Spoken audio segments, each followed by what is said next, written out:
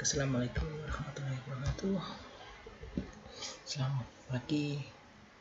Kita berjumpa lagi di materi pembelajaran hari ini. Jadi hari ini kita akan mempelajari tentang sistem reproduksi pada manusia.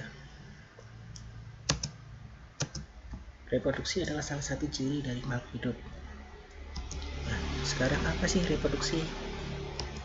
Dan kenapa makhluk hidup itu perlu bereproduksi? Reproduksi adalah cara makhluk hidup untuk menghasilkan individu baru yang sejenis. Ya, artinya kalau kucing ya kawin sama kucing jadi kucing, ayam kawin sama ayam jadi ayam, termasuk manusia kawin sama manusia jadi manusia. Ada dua macam reproduksi, yaitu reproduksi secara generatif atau kawin dan reproduksi secara vegetatif atau tak kawin. Perbedaannya apa? Kalau generatif artinya dia harus ada sel jantan dan sel betina, artinya ada jantan ada betina. Kalau manusia ya ada laki-laki ada perempuan itu ya. Kalau vegetatif tidak perlu ada jantan dan betina, jadi cukup jantan saja atau betina saja. Ini terjadi pada tumbuhan biasanya. Nah, sekarang kenapa makhluk hidup itu harus bereproduksi? Apa sih fungsinya? Jadi tujuannya adalah agar dapat mempertahankan jenisnya. Proses reproduksi diatur oleh yang namanya sistem reproduksi. Di manusia kan terdiri dari dua macam, yaitu laki-laki dan perempuan. Keduanya memiliki sistem reproduksi yang berlainan, yang sangat berbeda dan saling membutuhkan.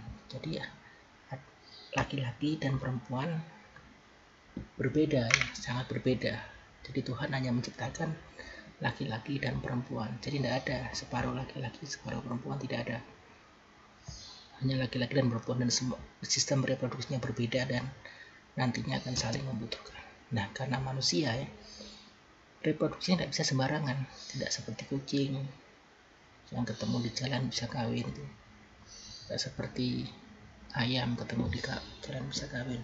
Kalau manusia harus ada pernikahan resmi, karena kita manusia punya agama dan punya moral, dan nantinya bisa mempertahankan jenisnya, memiliki keturunan. Nah, struktur organ reproduksi pada manusia itu terbagi jadi dua macam, yaitu alat kelamin luar dan alat kelamin dalam. Alat kelamin luar merupakan alat yang terletak di bagian luar tubuh atau dia dapat dilihat langsung. Alat kelamin dalam, karena namanya dalam, jadi dia alat kelamin yang letaknya di bagian dalam tubuh, yang artinya tidak bisa diamati secara langsung. Yang kita bahas pertama adalah sistem reproduksi pada laki-laki. Ya, di kalian di halaman 8 itu ada gambar seperti ini. Halaman 8 aktivitas 1.1 ada gambar seperti ini. Sebenarnya kalian disuruh ngisi, ini apa sih? Ini apa sih? Ini apa sih? Dan seterusnya. Di organ reproduksi laki-laki tadi saya bilang ada dua macam, organ kelamin luar dan dalam. Ya, organ kelamin luar itu yang dapat dilihat langsung. Ada dua macam, yaitu penis dan skrotum. Organ kelamin dalam letaknya di dalam, tidak bisa dilihat secara langsung. Ada namanya testis, ada namanya uretra, ada saluran sperma yang terdiri dari epididymis dan vas deferens. Kemudian ada kelenjar reproduksi yang terdiri dari kelenjar prostat, kelenjar Golgi, dan vesicula seminalis. Nah, ini isinya dari gambar halaman 8 tadi yang kosong. Ya, jadi ini C itu penis, sini. Kemudian di dalam penis ada saluran yang namanya uretra. Kalau kalian ingat kelas 8 dulu ada sistem ekskresi urin, itu letaknya keluarnya dari sini ya. Ini ada kantong kemih di sini. Salurannya dari ginjal yang ini kecil. Dia akan keluar lewat saluran yang sama nantinya dengan sel sperma. Nah, sel kelamin laki-laki namanya sel sperma. Diproduksinya di sini, di testis.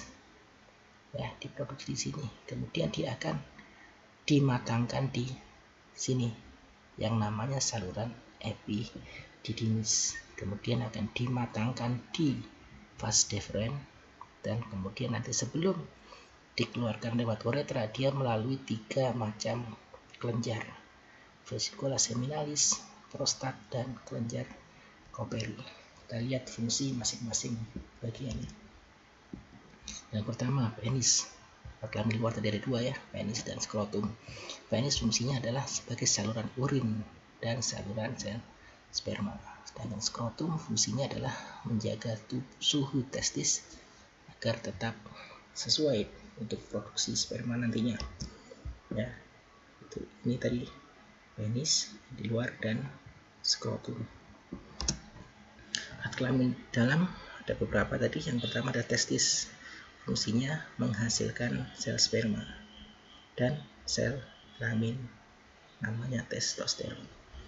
Saluran sperma terdiri dari 2 macam, epididymis, ini adalah saluran berkelok-kelok tempat pematangan sperma, dan vas deferens, saluran panjang tempat penyimpanan sperma.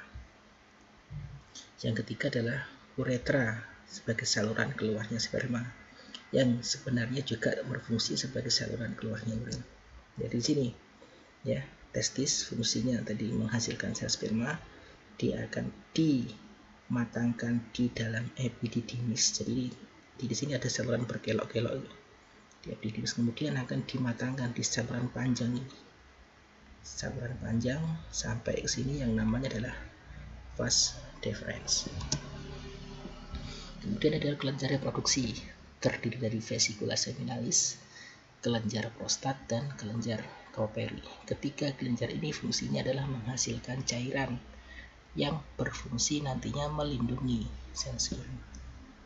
Ya, jadi tadi setelah tadi sel sperma ada di vas deferens disimpan, ketika akan dikeluarkan dia akan dilindungi oleh 3 kelenjar, vesicula seminalis, prostat, dan kelenjar Cowperry. Kemudian dia baru masuk ke uretra. Ya, hormon reproduksi pada laki-laki tadi saya bilang adalah hormon testosteron.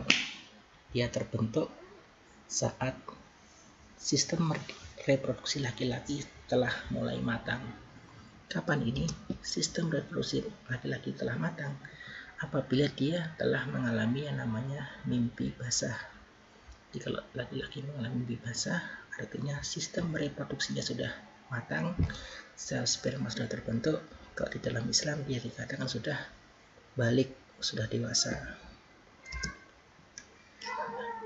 Fungsinya hormon testosteron ini macam-macam ya. Selain mengatur perkembangan fungsi kelamin laki-laki, dia juga mengatur perkembangan ciri-ciri kelamin sekunder seperti kumis, seperti jenggot, dan lain-lain. Nah, hormon testosteron dan sel kelamin pada laki-laki ini terbentuk pada proses yang namanya spermatogenesis. Ya, bagaimana proses spermatogenesis? Spermatogenesis adalah pembentukan spermatozoa atau sel sperma dan hormon testosteron. Dan dia termasuk nantinya pembelahan meiosis ya, yang 1 menjadi 2 dengan kromosom di dalamnya terbelah juga. Spermatogenesis terjadi di dalam testis. Ya, yang pertama prosesnya dimulai dari namanya spermatogonium, yang dia berkembang menjadi namanya spermatosit primer. Spermatosit primer akan membelah menjadi spermatosit sekunder. Dalamnya ini apa? 2N jadi N, Pak. 2N jadi N ini adalah kromosomnya, kromosom kelamin. Nanti akan dipelajari lebih lanjut di bab pewarisan sifat. Spermatosit sekunder akan membelah dia, jadi namanya spermatid. Dan spermatid ini nanti akan berkembang menjadi spermatozoa atau sel sperma. Jadi lihat pembentukan sel sperma dari 1 spermatogonium menjadi 4 sel sperma. Ya, dari 1 jadi 4. Dan pada laki-laki sehat, proses ini akan berlangsung berkali-kali. dan laki-laki yang sehat akan menghasilkan sekitar 120 juta sel sperma.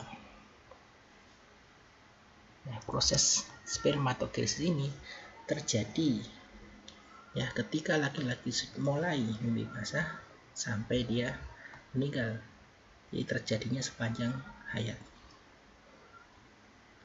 Baik, itu saja penjelasan saya untuk sistem reproduksi laki-laki. Untuk sistem reproduksi perempuan nanti kita pelajari di pertemuan berikutnya. Kalau ada pertanyaan silahkan dituliskan di grup WhatsApp. Tugasnya juga ada di sana. Saya akhiri pertemuan hari ini. Assalamualaikum warahmatullahi wabarakatuh.